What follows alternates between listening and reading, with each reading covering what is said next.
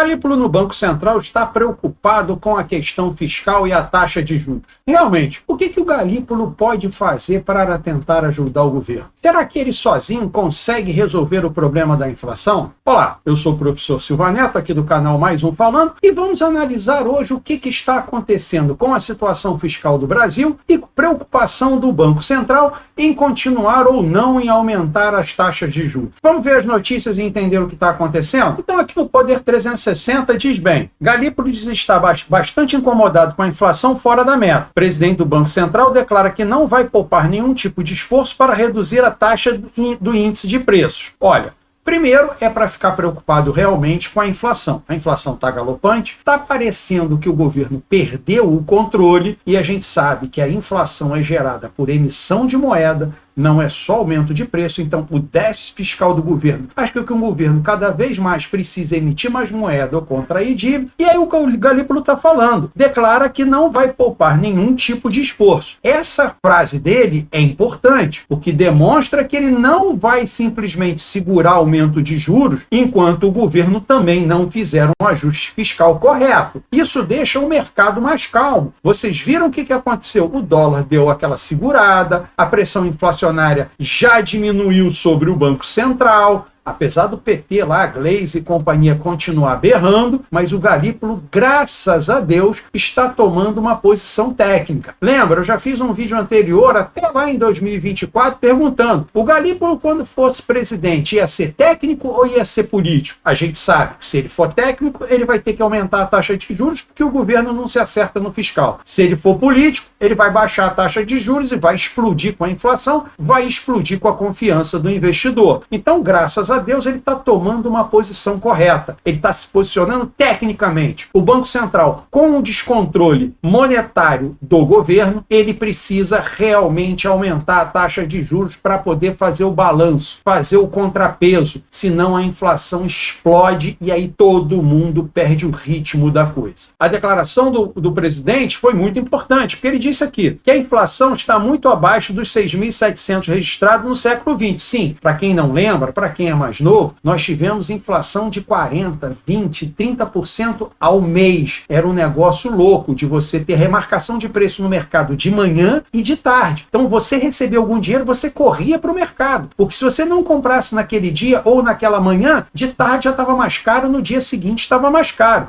Então, a maneira rápida de se causar dano a qualquer sociedade é atacar a sua moeda. Claro, se a moeda perde o valor, a sociedade empobrece como um todo. É o que você está vendo hoje. Você não consegue comprar as mesmas coisas que você comprava 1 ano, 2 anos atrás no supermercado. Tudo ficou muito mais caro. Você perdeu o poder de compra. A sua moeda, o seu dinheiro já não vale mais a mesma coisa. Então a inflação corrói o seu poder de compra. Na realidade, o governo emitindo moeda e causando inflação, ele cria um imposto. Sim, a inflação é um imposto. E pior, ela cai sobre os mais pobres. Então aqui o Galípolo foi muito inteligente. Ele disse, o papel do Banco Central é ser zelador e guardião dessa instituição que é responsável e o metabolismo que é essa sociedade que é a moeda. Ele aqui está dando uma declaração muito contundente de que não vai ser político, que ele vai continuar a atentar sobre as condições fiscais do governo e não vai se importar em aumentar os juros. Lembra, em dezembro ficou definido que em janeiro teria o aumento de 1% e na próxima reunião teria outro aumento de 1%. E pelo que o Galípolo aqui está falando, a taxa de juros deve continuar aumentando. Isso trouxe o quê? Uma calmaria para o mercado. Na matéria destaca bem. Galípolo declarou que a economia está resiliente com a atividade econômica mais forte. Olha, eu aqui já discordo um pouquinho dele. Resiliente?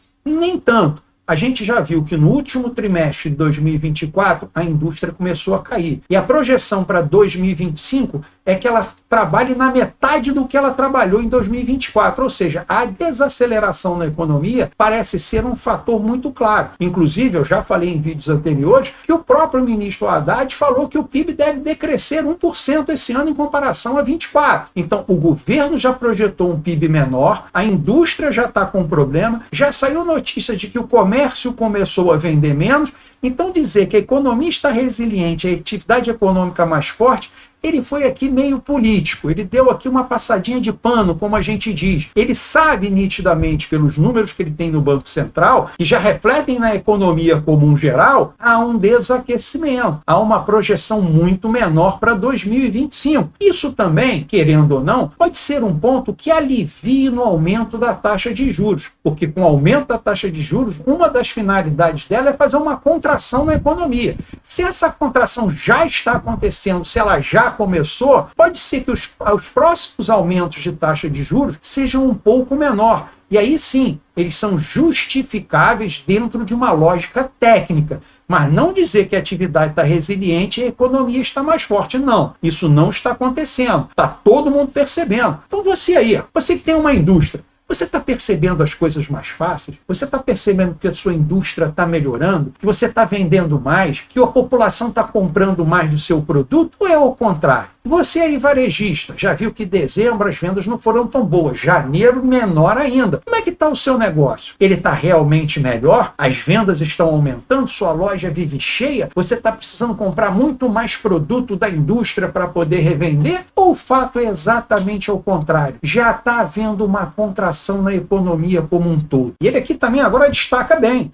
Além disso, a desvalorização do real acentuada em relação ao dólar, o impacto climático, que já não vale muito não, concentram a produção de alimentos, fizeram a pressão da inflação. Ele aqui mais uma vez dá uma passada de pano. Sim, a desvalorização acentuada perante o dólar foi uma coisa complicada. Tanto é que a gente viu aí as últimas notícias dos argentinos invadindo o sul do Brasil e comprando tudo. Isso é muito bom para a economia local, mas mostra também o quê? Mesmo a Argentina se recuperando, o Brasil perdeu muito em relação ao dólar. E a Argentina ganhou, ou seja, a moeda da Argentina se apreciou e a do Brasil se desvalorizou. Esse gap ficou muito grande. O argentino veio para cá e começou a achar tudo barato. Por que achou barato? Porque o Brasil está ficando quebrado, essa é a verdade. A economia está ficando ruim. Houve uma desvalorização muito grande da nossa moeda. O governo está com déficit fiscal aumentando de tal maneira que o nosso poder de compra está diminuindo. O argentino, que até pouco tempo atrás estava quebrado, até antes do Milei entrar, não conseguia nem sair da Argentina. Agora eles já estão invadindo o sul do Brasil e comprando tudo, vendo que o Brasil está barato. E a coisa realmente no Brasil não está boa, que até o Armínio Fraga, sim, ele apoiou o Lula, ele assinou lá a cartinha da democracia, ele dizia que o Lula era um democrata, ia ser um grande presidente, que o Brasil ia crescer, que o Bolsonaro era isso, era aquilo, todo mundo é ismo, é fascismo,